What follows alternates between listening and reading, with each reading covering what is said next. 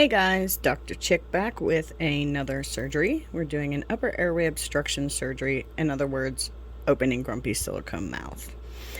So this can be a tricky thing for a lot of people.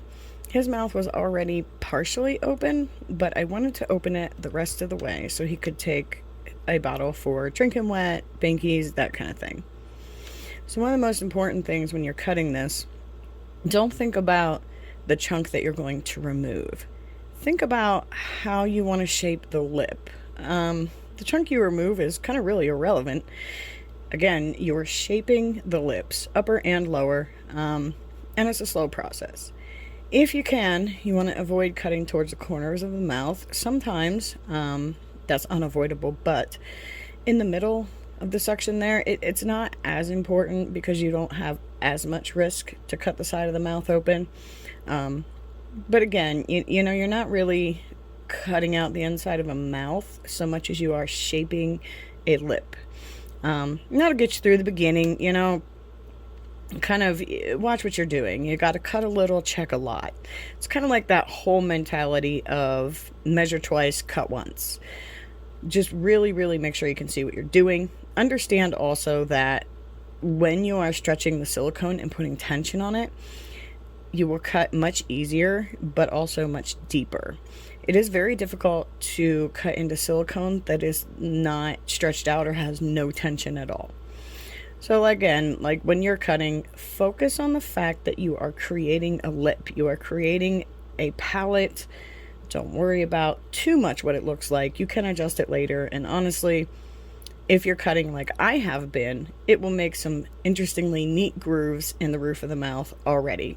Not exactly completely realistic, but then again, we shouldn't be stretching out baby's mouth once it's painted anyway.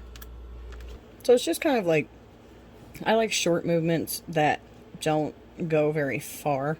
I also am a big fan of stretch out the silicone so that I can really shape it. And if you look, I slowed down a little bit so you can see kind of that it's really shaping the lip, not really focusing on the chunk that I'm going to take out. The bottom lip, that can sometimes be hard to shape. In the case of Grumpy, he has kind of a thicker bottom lip anyway. And throughout, once the mouth was completely open, I did end up trimming up around his lip. There's a little bit of cleanup, like where you got real sharp, kind of tiny mountain looking pieces, and you just want to smooth that out. On the note of smoothing it out, don't be too afraid that, oh, oops, I cut a tiny bit too much when you're smoothing. As long as you have asked the artist that poured your baby to send you a little bit more of the silicone it was poured in with the color, it kind of doesn't matter. You can go back over and you can fix that up. If you don't have silicone from the artist themselves, you can use like just EcoFlex if you have it. Honestly, I prefer gluing and patching with the Psycho paint base, depending on what I'm gluing and patching. It is thicker before you thin it down, and it does a much better job of staying in place. I mean, EcoFlex 20, I do paint with it because I like the fact that it's thinner and I don't have to add thinner to it. I like the consistency better than, say, Silicone FX. Kind of drawing a blank on the other one. Anyway, the Psycho paint base is kind of okay, but you know, it's a preference, really, truly.